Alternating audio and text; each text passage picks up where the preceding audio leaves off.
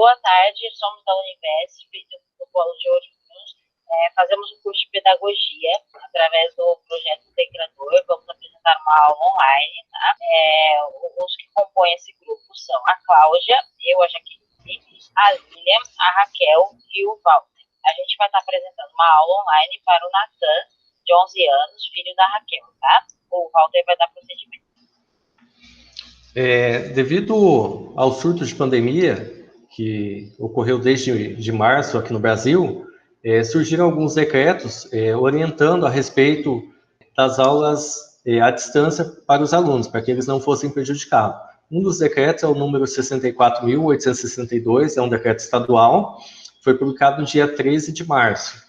Aqui no município de Ourinhos, o prefeito publicou o decreto número 7.245, no dia 24 de março, e mais recentemente foi publicado o decreto 7.321, no dia 6 de outubro. Esse decreto fala do não retorno das aulas presenciais durante esse ano, tanto das aulas estaduais quanto das aulas municipais. Então, por isso, a gente optou por fazer essa aula na modalidade à distância. O tema da nossa aula de hoje vai ser o uso de energias renováveis em diferentes regiões do país. Agora a gente vai dar início às nossas apresentações e vamos conhecer um pouquinho mais sobre as energias renováveis. A energia solar. Ela corresponde à energia proveniente da luz e do calor emitidos pelo Sol, gerando energia elétrica e térmica, devido ao aproveitamento da radiação solar sobre a Terra. Trata-se, portanto, de uma fonte de energia que, além de inesgotável, é altamente potente. Então, é uma energia alternativa, renovável e sustentável. Ela é captada e convertida em energia. Nos painéis e nas usinas, ela é convertida em energia elétrica e térmica. Já no aquecimento solar, a luz é convertida em energia térmica, podendo ser usada de várias maneiras, por exemplo, aquecimento de água, iluminação pública, escolas, postos de saúde, entre outros. Além disso, ela é uma energia primária e não necessita ser transformada para trabalhar. Quer dizer que ela vem da natureza sendo utilizada de forma direta. O Brasil foi o primeiro país subdesenvolvido a utilizar a conversão direta da radiação solar em energia elétrica. Por causa da sua localização próximo à linha do Equador, o país conta com um cenário extremamente favorável para a geração energética a partir da energia solar. Apesar de termos pontos positivos, o custo de instalação é muito alto e falta informação. Talvez com a conscientização e a divulgação, as pessoas compreendam quão importante é sabermos aproveitar essa energia. Quem sabe, no futuro próximo, você e eu vamos poder ter acesso à utilização dessa energia de uma maneira mais barata. A energia geotérmica ou energia geotermal, que quer dizer geo é terra e térmica é calor. É um tipo de energia renovável obtida através do calor proveniente do interior do planeta Terra. A Terra é formada por grandes placas que mantém isolados do seu interior, no qual encontramos o magma, que consiste basicamente em rochas derretidas. As usinas geotérmicas funcionam de um modo semelhante às demais, com superaquecimento da água, provocando um vapor em alta pressão capaz de movimentar as turbinas ligadas aos geradores de eletricidade. Só que, ao invés de utilizar combustíveis fósseis ou nucleares, essas usinas utilizam o calor vindo da Terra. No Brasil, a energia geotérmica é utilizada apenas na forma de água aquecida, como no caso dos parques termais de Caldas Novas, em Goiás, e Poços de Caldas, em Minas Gerais. Porém, o Brasil possui as duas maiores reservas de água doce subterrânea do mundo, o aquífero de Guarani e o aquífero de Alter do Chão. A temperatura dessas águas são classificadas como fontes geotérmicas, de baixa temperaturas, entre 35 a 148 graus, podendo ser utilizadas para aquecimento de água em residências e sistemas de calefação. Porém, o último estudo completo concluiu em 1984 que o Brasil não possui potencial necessário para a produção de energia geotérmica Nos últimos anos, com base em novos dados preliminares, o tema voltou em pauta e o Brasil tem feito acordos com a Alemanha a respeito de fontes alternativas de energia e a geotérmica está entre elas. A energia geotérmica anda a passos lentos e é bastante discutida mundialmente por conta de possíveis riscos de terremotos que podem ser provocados pela rachadura das pedras. Aliás, o deputado Rogério Peninha Mendonça propôs esse ano uma criação de uma frente parlamentar para fomentar incentivos governamentais na área geotérmica brasileira. Ele afirma que existem vários pontos no Brasil capazes de gerar energia com apenas 300 ou 400 metros de perfuração com auxílio de nanoestruturas que aumentam o armazenamento do calor, recentemente descobertos nos Estados Unidos. Então, isso é um tema que é, né, bastante, assim, complexo, né, da energia geotérmica, né, para o Brasil. Então, temos que, né, ficar atentos, porque, né, é difícil essa energia aqui no Brasil, né, só utiliza nas termas, né, nas termas aqui, que é na região oeste, região centro-oeste, gente, desculpa. Energia eólica. A energia eólica é energia proveniente da força dos ventos. Por isso, considera-se como uma das formas em que se manifesta a energia do Sol, pois o vento é o movimento do ar em decorrência do aquecimento irregular da atmosfera pela radiação solar. Essa energia contida no vento pode ser usada para a geração de eletricidade. É uma energia limpa e renovável, por isso é cada vez mais utilizada em todo o mundo. É uma fonte de energia que está permanentemente ao dispor do homem. A energia eólica surgiu com a crise do petróleo nos anos de 70. Por toda a Europa foi se sentindo um mundo dividido à escassez do petróleo, o que levou a procurar outras fontes de energia. No entanto, a origem dessa energia eólica não se situa exatamente na década de 70. A origem da energia eólica é muito mais remota, vem da antiguidade.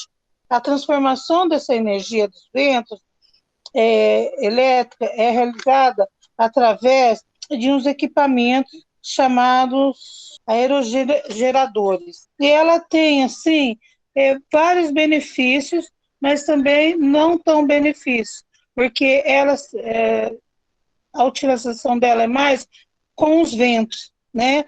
Então, na época que não tem os ventos, ela já não traz tantos benefícios. Mas, mesmo assim, ela está sendo muito investida, principalmente nos países de fora, né? Mas no ano de 2013, o Brasil já encontra-se na 13ª posição do ranking dos países com maior produção dessa energia eólica, tendo obtido uma capacidade, né, em 2011, suficiente para abastecer 400 mil habitantes. A grande expectativa no Brasil em 2020 é que possa ser extraída cerca de maiores potencialidades. Mesmo assim, não é tão utilizada no Brasil, é mais no norte, nordeste, devido, né, às suas localizações das praias. Oi, Natan, eu vou apresentar para você a biomassa, tá? O que é a energia de biomassa? Na concepção da geração de energia, o termo biomassa quer dizer que aglomera vários derivados de organismos vivos, que são utilizados como combustível ou para a produção de vários outros combustíveis, tá? Do ponto de vista ecológico, a biomassa é a quantidade total da matéria viva existente em um ecossistema ou numa população, seja ela animal ou vegetal, e eles têm um conceito por ser interligados entre eles, embora seja algo bem diferente do outro, tá? E assim, eles são designados por uma biomassa onde os resíduos sólidos naturais ou resíduos resultantes da catividade humana, ou seja, são biomassas de subprodutos da pecuária, a agricultura, da floresta, da exploração da indústria, né? O que seria mais ou menos Um exemplo seria resíduos agrícolas, madeiras, plantas, como a cana-de-açúcar, o eucalipto, a beterraba, colhidas de objetos que podem produzir a energia. Esses são os exemplos comuns assim, da biomassa. Tá? A biomassa ela também é considerada uma parte biodegradável desses resíduos sólidos urbanos. Por exemplo, o lixo doméstico, né? Ele pode ser usado, considerado também como uma parte biodegradável da biomassa. A definição da biomassa na geração de energia.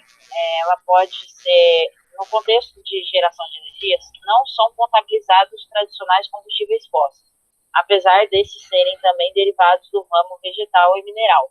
São exemplos o carvão mineral do ramo vegetal e o petróleo e o gás do ramo natural mineral. Tá? Como a biomassa é utilizada da seguinte forma, ela é utilizada diretamente como combustível através da produção de energia e a partir de processos da pirólise, gasificação, combustão ou co-combustão de material orgânico, que encontra presente no ecossistema, por isso é chamado de biomassa. Tá? Existem 4 formas de transformar a biomassa em energia. A pirólise, que é através de uma técnica onde a biomassa é exposta em supremas temperaturas, sem a presença do oxigênio, mirando a acelerar a decomposição da mesma. Ou seja, o que é a sobra da decomposição é uma mistura de gases líquidos, que são óleos vegetais, e sólidos, que é o carvão vegetal. Outra forma, a gasificação, que acontece na biomassa, ela é acalorada na ausência do oxigênio, originando um produto final de gás inflamável. Esse gás ele ainda pode ser filtrado, visando a remoção de alguns componentes químicos residuais. A diferença básica entre a relação da pirólise e do fato da gasificação é a menor temperatura para resultar apenas o resultado do gás. Tá? A terceira é a combustão, que ela queima a biomassa, produzindo vapor de alta tensão.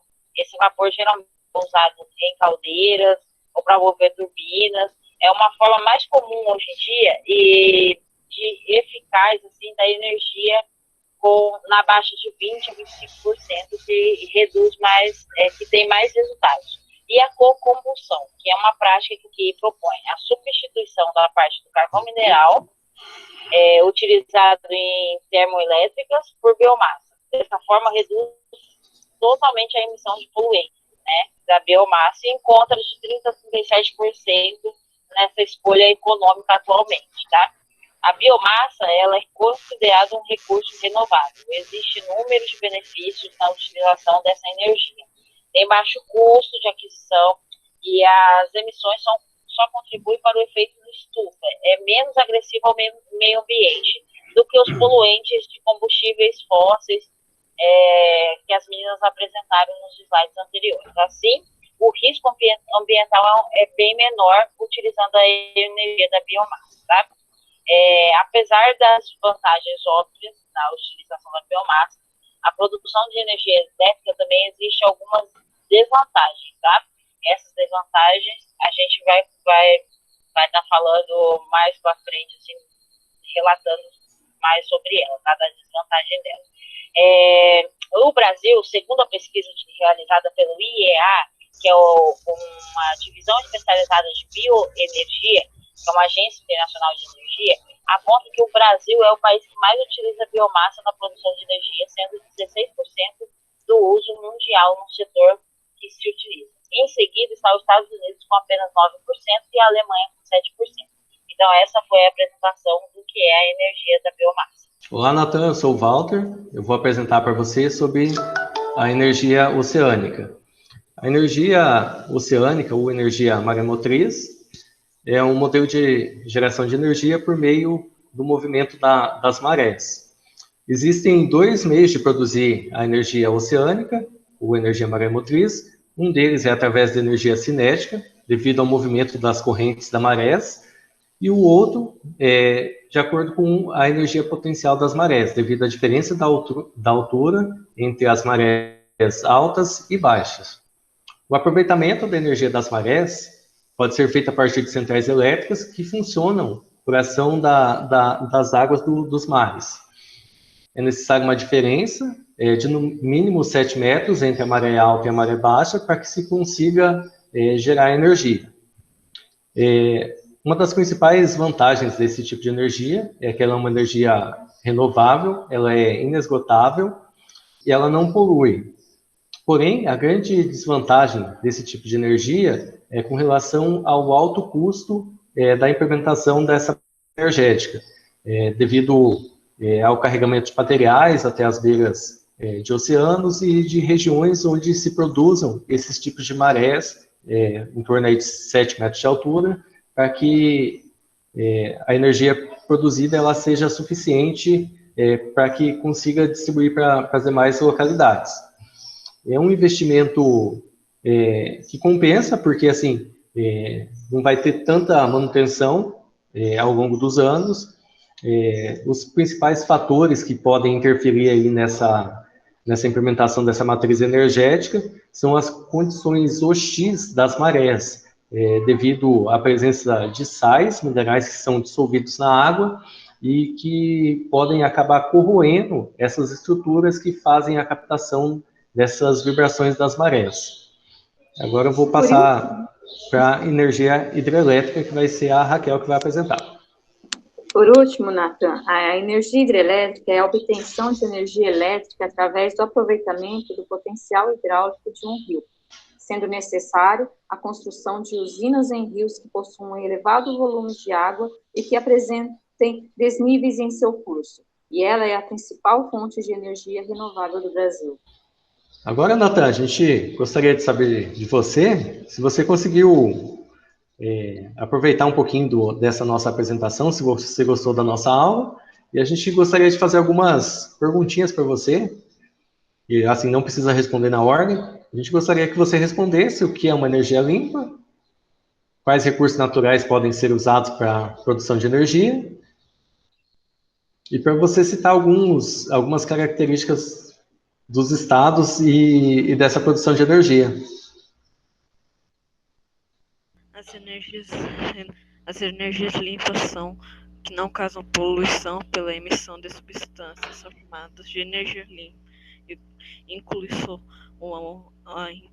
a energia solar, geotérmica e eólica. Muito bem, perfeito, Nathan.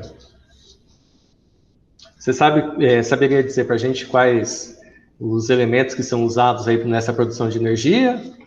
Por exemplo, vento e mais alguma coisa?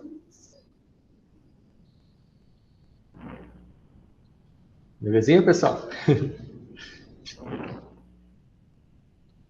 Ó, vamos parar por aqui.